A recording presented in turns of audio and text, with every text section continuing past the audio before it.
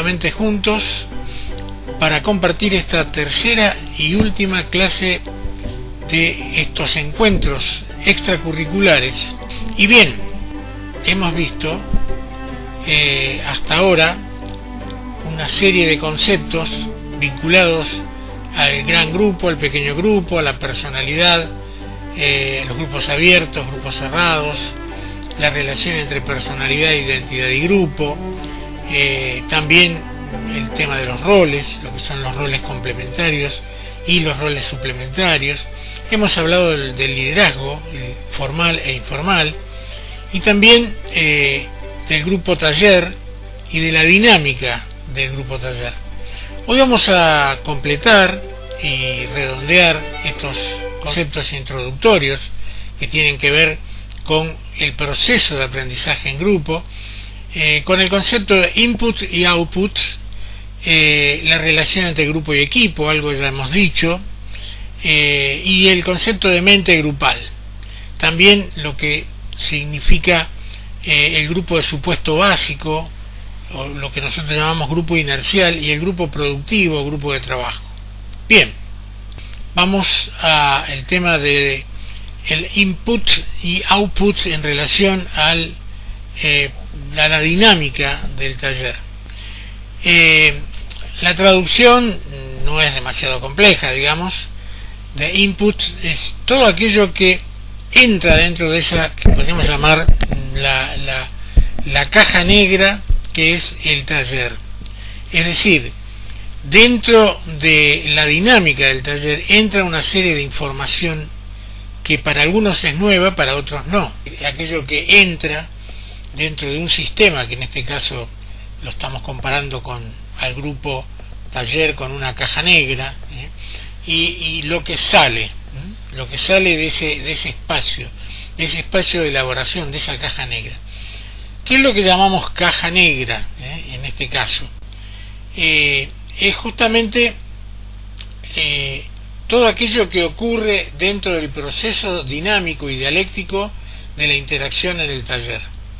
La vez pasada decíamos que en el momento en que se conforma un taller, en este caso hay una consigna de inicio, se elaboran todas las temáticas que tienen que ver con esa consigna de inicio, pero no sabemos cuál es el final de ese proceso.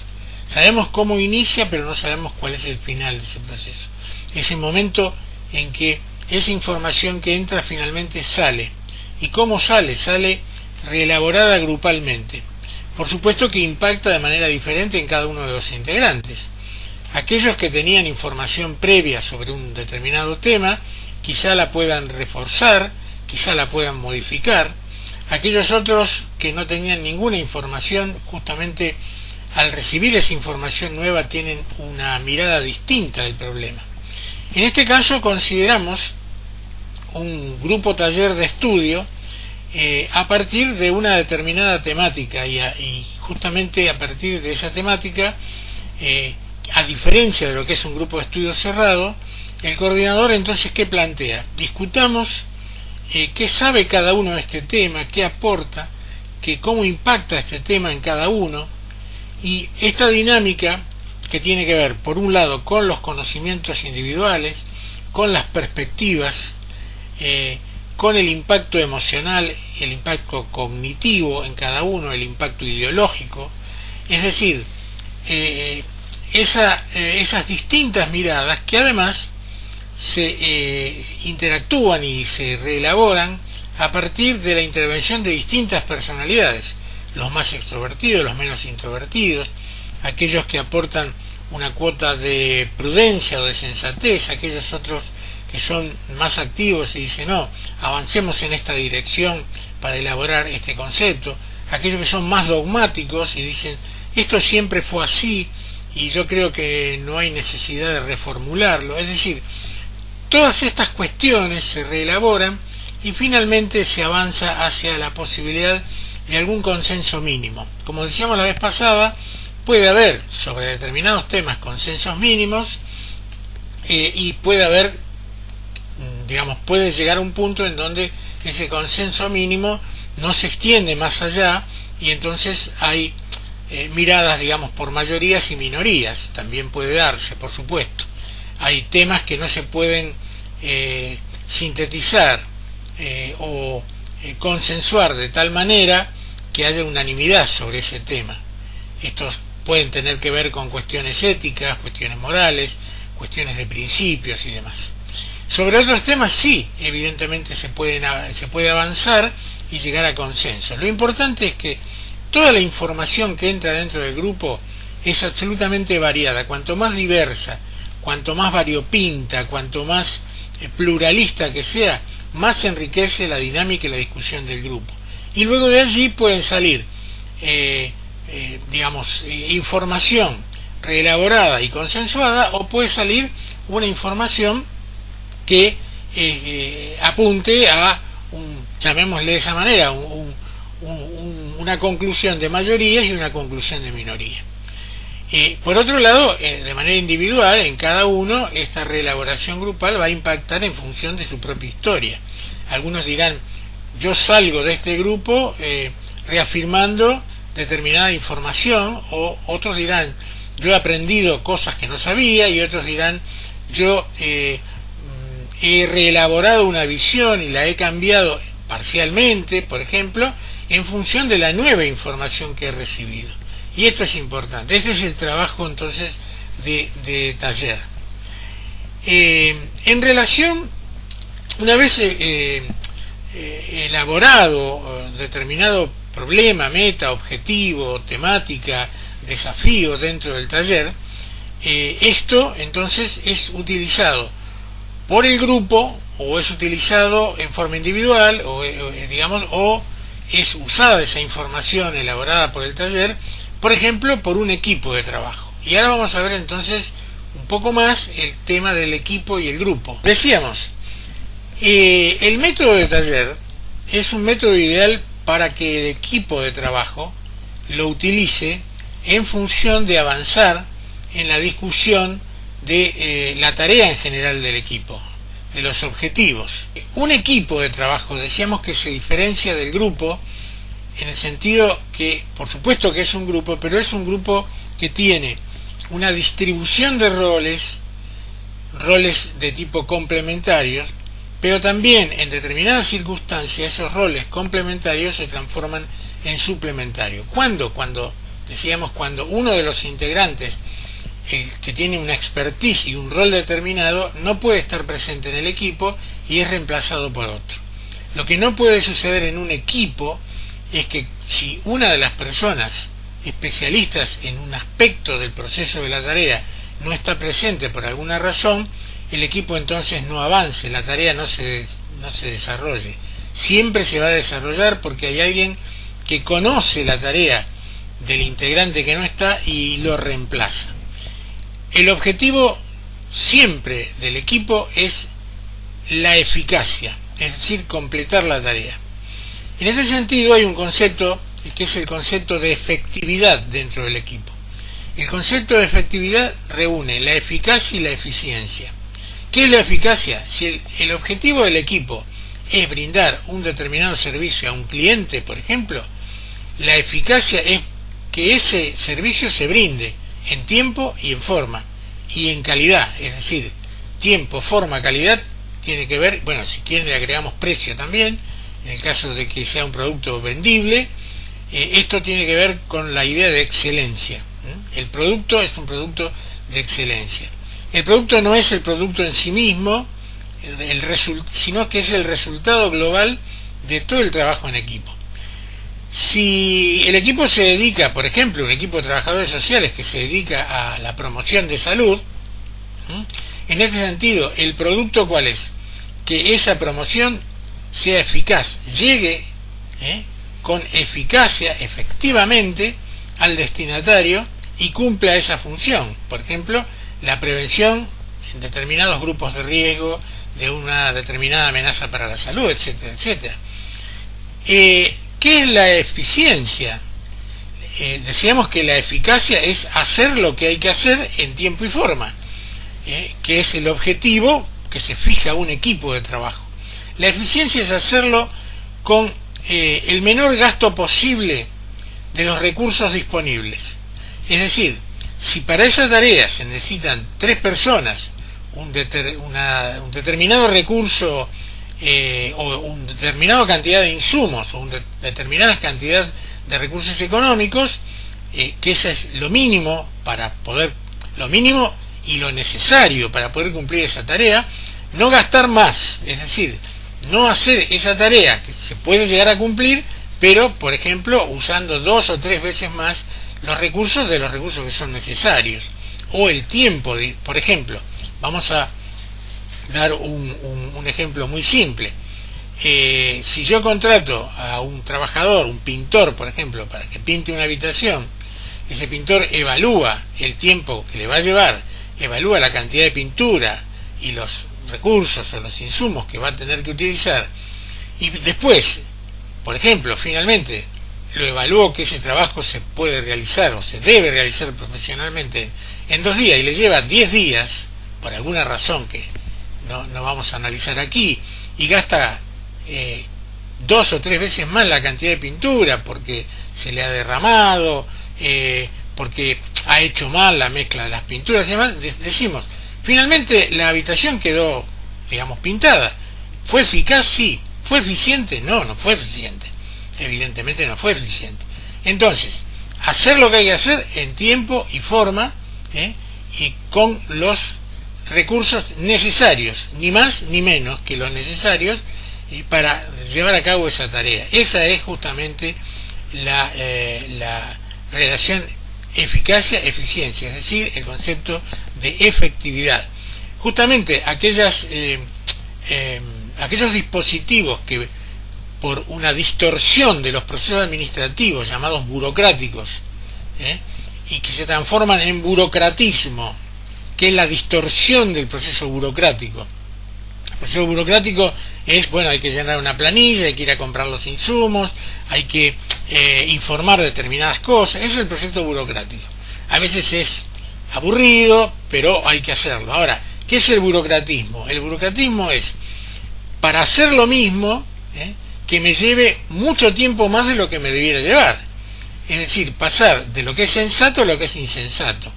Entonces, si con un formulario debidamente configurado, debidamente diseñado, alcanza para cumplir con los requisitos burocráticos, pero por alguna razón, por necedad, por ignorancia, por lo que fuera, tengo que llenar 4 veces más formularios que finalmente no sirven para nada porque repiten la información o nadie los va a leer o son antiguos, lo que fuera, decimos que eso es burocratismo, es la distorsión de la burocracia. ¿Esto qué pasa? Transforma lo que podría ser eficaz, porque bueno, finalmente obtuve lo que iba a buscar, o finalmente el servicio se produce, pero en lugar de producirse al segundo día, produce al mes, todo con el desgaste que implica, con los conflictos que implica. Entonces, ¿ha sido eficaz el equipo de trabajo? Y sí. ¿Ha sido eficiente? Para nada, no ha sido eficiente para nada. Cuando se degrada la eficiencia, finalmente también a largo plazo se degrada la eficacia. ¿Por qué? Porque si un producto no llega en tiempo y forma, finalmente a veces puede no servir. Esto es como cuando hablamos de, lo que siempre se dice, algo que es necesario consumir o que se produzca en un determinado momento, se produce un año más tarde, quizás ya no sirva más, ya no sea útil realmente. Bien, dicho esto, entonces esta es la relación, la dinámica que lleva adelante un equipo. El equipo se reúne, debe reunirse periódicamente, semanalmente, cada 10 días, quincenalmente, y el taller es la herramienta ideal para discutir los temas dentro del equipo. Sean un equipo de profesionales, sociopraxiólogos, un equipo de trabajo en una empresa. Esto tiene que ver mucho con la inteligencia emocional del coordinador o del líder, justamente. Y ahora vamos a hablar del líder. Decíamos en la clase anterior que una de las funciones diferenciamos liderazgos formales de liderazgos informales. Decíamos que cuando el liderazgo formal coincide con el liderazgo informal, las cosas van bien. Cuando el liderazgo formal, por ejemplo, un coordinador formalmente, burocráticamente designado, no coincide con el liderazgo emotivo, el liderazgo de respeto de autoridad y demás, desde el punto de vista del ejemplo, con lo que llamamos liderazgo informal, bueno, ahí se producen determinados desfasajes, determinados conflictos. Y decíamos también que la función del líder es no estar ni más atrás ni mucho más adelante que el resto, sino acompañar al equipo, asumiendo responsabilidad y señalando varias cosas. Señalando, en principio, hacia dónde avanzar, cuál sería, digamos, la síntesis de las necesidades, objetivos del equipo, señalando hacia dónde avanza el equipo. No se trata de que solamente el equipo avance en función de decisiones unilaterales del líder, porque se le ocurre, sino que debe recoger la dinámica del equipo en función, por supuesto, de qué tipo de equipo es, cuál es el convenio, cuál es el contrato, digamos, cuál es el destino y el destinatario del trabajo de ese equipo, y apuntar entonces hacia esa dirección. ¿Cómo apuntarlo? Bueno, no apuntarlo desde el punto de vista autoritario, en el sentido, tenemos que hacer tal cosa. En todo caso, sí es cierto que cuando hay necesidades dentro del equipo que son impostergables o que tienen que ver con un determinado marco contractual, sí, y ante el desconocimiento de algunos de los integrantes, decir, miren, este es el objetivo, estas son las metas que la relación contractual nos marca, tenemos que avanzar hacia ahí, pero no de manera arbitraria, sino de manera racional y consensuada.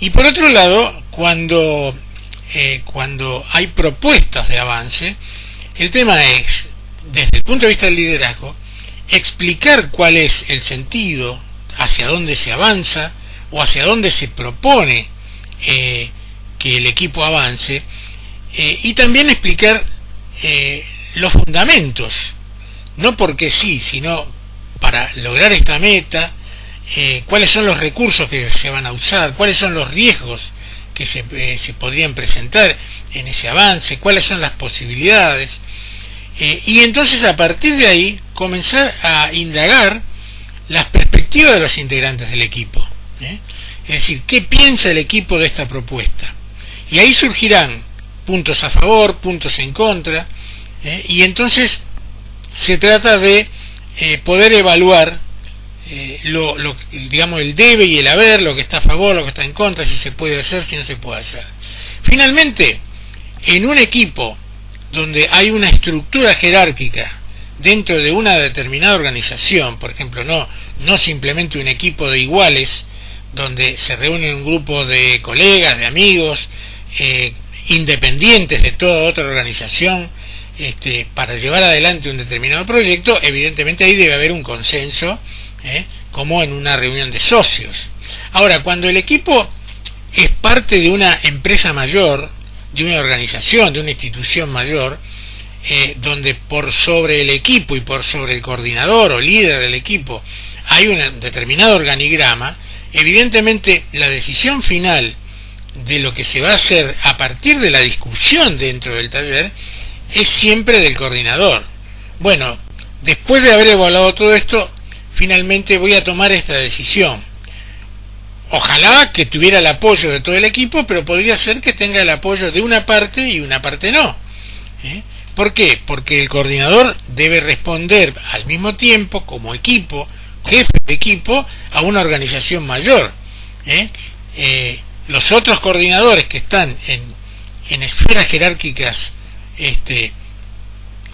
digamos, más amplias, van a pedir entonces informe al coordinador. Bueno, ¿por qué se tomó esta decisión? ¿Por qué no? Y yo no puedo decir, bueno, en realidad no tomé ninguna decisión porque como no había consenso en el equipo, no tomo ninguna decisión. No. Después de haber evaluado todo, debo tomar una decisión. Insisto, cuando el equipo es de pares, independiente, autónomo, que no forma parte de ninguna institución mayor, entonces ahí sí se buscan consensos o, llegado el caso, se votará por mayoría y minoría, evidentemente. Lo ideal es poder evaluar.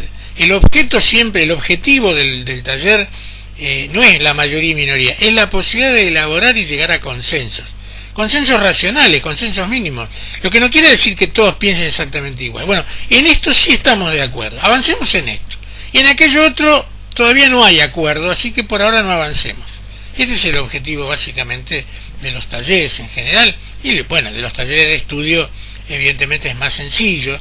Se trata de elaborar entre todos determinados conceptos teóricos, sobre los que a veces algún integrante del grupo no está de acuerdo, no lo ve muy claramente, o no está de acuerdo con determinadas teorías porque le parece que no tiene fundamentos sólidos necesarios, etcétera, etcétera. Ahora, hay un concepto que es el concepto de mente grupal. Vamos a hablar de mente grupal, o lo que yo prefiero llamar pensamiento grupal. El pensamiento grupal dentro de un equipo, de un grupo.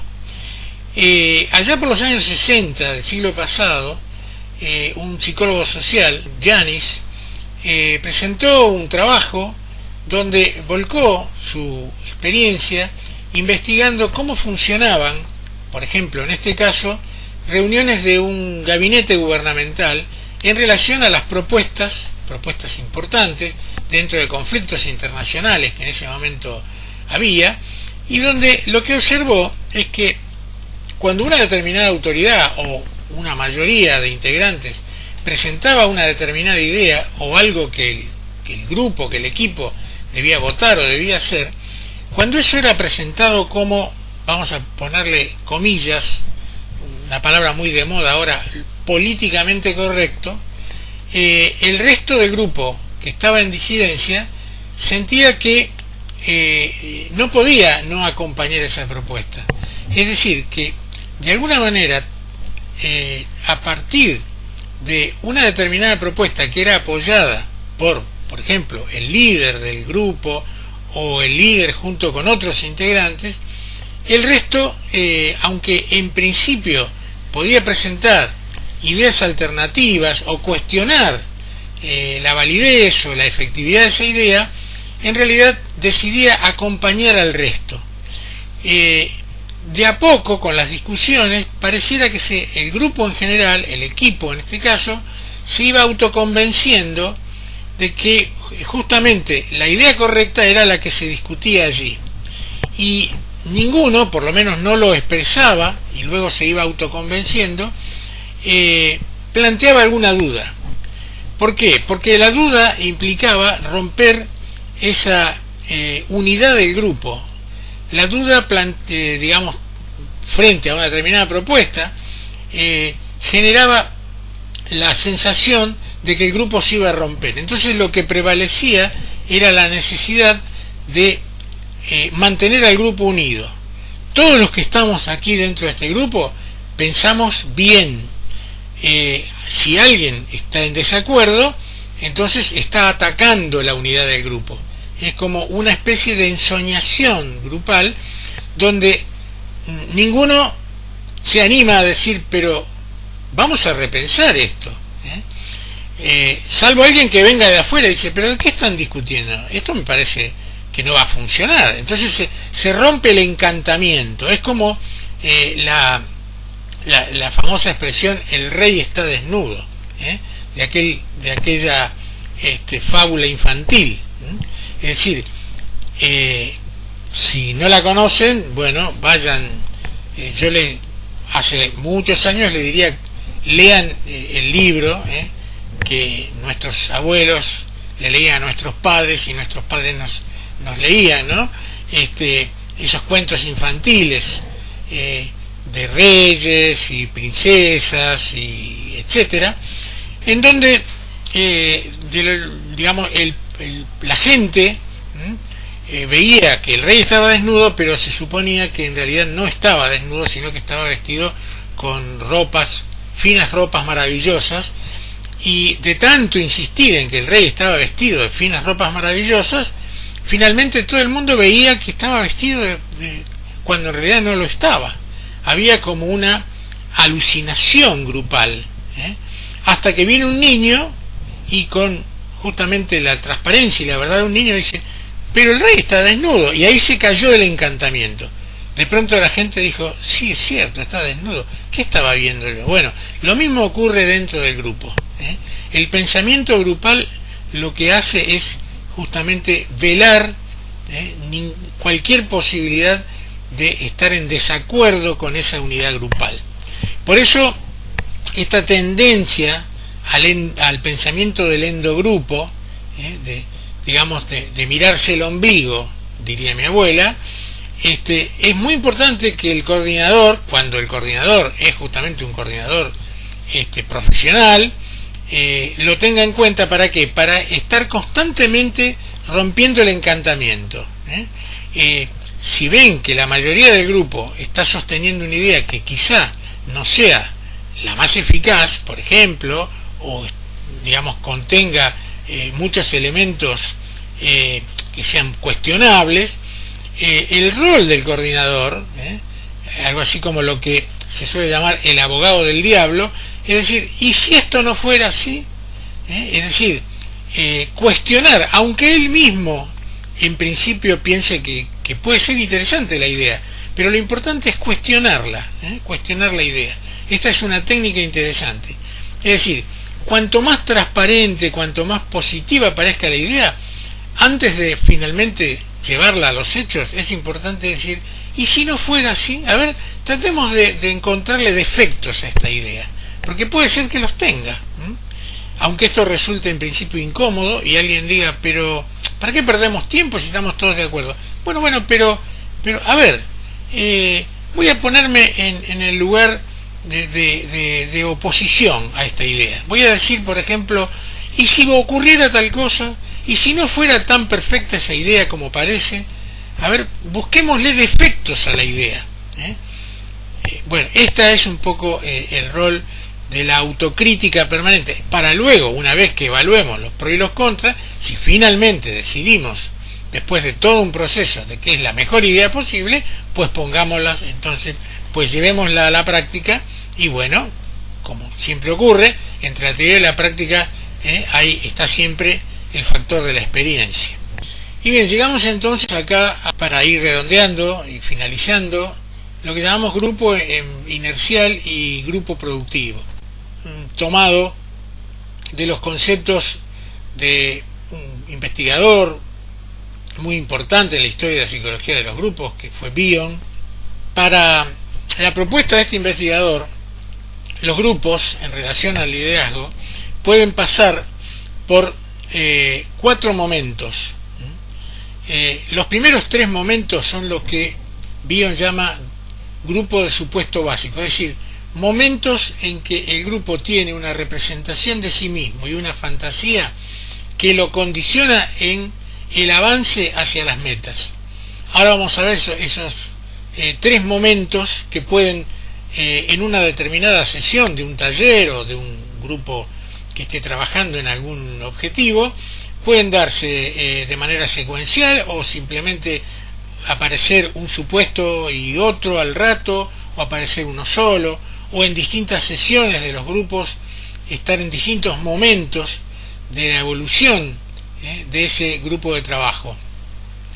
Y finalmente un cuarto momento, que sería el momento productivo, donde el grupo puede dejar de lado eso que lo limita en su trabajo y empezar a producir realmente, que es el objetivo, es decir, dejar de lado las fantasías que le impiden un desarrollo productivo y comenzar a producir. Este sería lo que nosotros llamamos el grupo productivo, o que lo que Bion llama el grupo de trabajo. ¿Cuáles son esos momentos completamente inconscientes para el grupo que este investigador llama momentos de supuestos básicos? Es decir, supuestos porque el grupo se percibe de esa manera, pero de manera no explícita. Bion identifica 3 momentos o 3 supuestos. El supuesto de dependencia grupal, el supuesto de ataque y fuga y el supuesto de aparejamiento. El supuesto de dependencia grupal, en el momento en que predomina esta fantasía en el grupo, fantasía que, insisto, no es una fantasía explícita, es algo que está presente sin estarlo conscientemente, el grupo se vive como inerme, como débil, como siempre en peligro, no sabe si, digamos, genera una dependencia muy grande de su líder, pidiéndole que los proteja, que los cuide, porque el grupo siente que no tiene la potencia necesaria como para transformar, como para producir. Estoy sintetizando mucho porque este es el objetivo. Esto daría para mucho más, pero este es el supuesto básico de dependencia. Es decir, es un grupo que ignora lo que le va a pasar y siente que no tiene fuerza, que se desconoce a sí mismo y todo lo espera del líder de alguna manera. En el supuesto de ataque y fuga es un grupo paranoico, o paranoide, para decirlo bien. Es decir, siente que tiene que unirse, que tiene que cerrarse hacia el afuera, porque justamente puede ser atacado. Si no ataca el primero, va a ser atacado, y si no, tiene que escapar de algún peligro que amenaza al grupo, un poco lo que hablábamos hace un rato, ¿no? Hay un peligro que puede ser un peligro externo, puede ser un peligro interno, algo así como ni se nos ocurra pensar en eso, de eso no se habla, esta es una idea prohibida, esta es una palabra tabú, es decir, hay un peligro, entonces el grupo o ataca o se defiende huyendo, está en una situación imaginaria, no existen tales peligros, son fantasías del grupo, ¿sí? Y finalmente el otro supuesto básico es el supuesto básico de aparejamiento. De alguna manera el grupo entra en una situación ideal, en una situación donde está relajado y donde siente que en tanto sean todos fraternamente unidos, donde hay una hermandad, donde de alguna manera el conocimiento del líder no solamente los va a proteger, sino que mientras que estén juntos nada puede pasarles, y se empieza a diluir la identidad personal, es decir, la identidad de los integrantes desaparece en esta idea de alguna manera sectaria interna. Esta es la idea de aparejamiento. Nada malo nos puede pasar porque somos omnipotentes, porque tenemos las ideas reveladas dentro de nuestro grupo y demás. Todos estos supuestos básicos hacen que el grupo evidentemente se aleje de la realidad, se encierre en sí mismo y no produzca nada positivo. Finalmente, cuando a través de la intervención, en el caso de que fuera un grupo terapéutico, o a través de la intervención del coordinador, del líder, el grupo se da cuenta de esta situación, elabora esta situación, sale de esta situación, pasa a lo que se llama grupo de trabajo o grupo productivo. Es decir, acá no hay nadie que nos va a atacar, acá no somos omnipotentes, no tenemos que atacar a nadie, tampoco somos débiles, no somos ni impotentes ni omnipotentes, somos potentes, podemos hacer algo, como diría aquel filósofo existencialista Jean-Paul Sartre, algo podemos hacer con lo que ya otros, o la situación, o el contexto han hecho con nosotros. No se trata de que porque nuestros padres, esa de alguna cosa de alguna manera irónica o patética, y a mí me pasa todo esto porque mi papá, mi mamá, porque cuando chico, no, con lo que ya han hecho de nosotros, mal o bien, algo nuevo podemos hacer.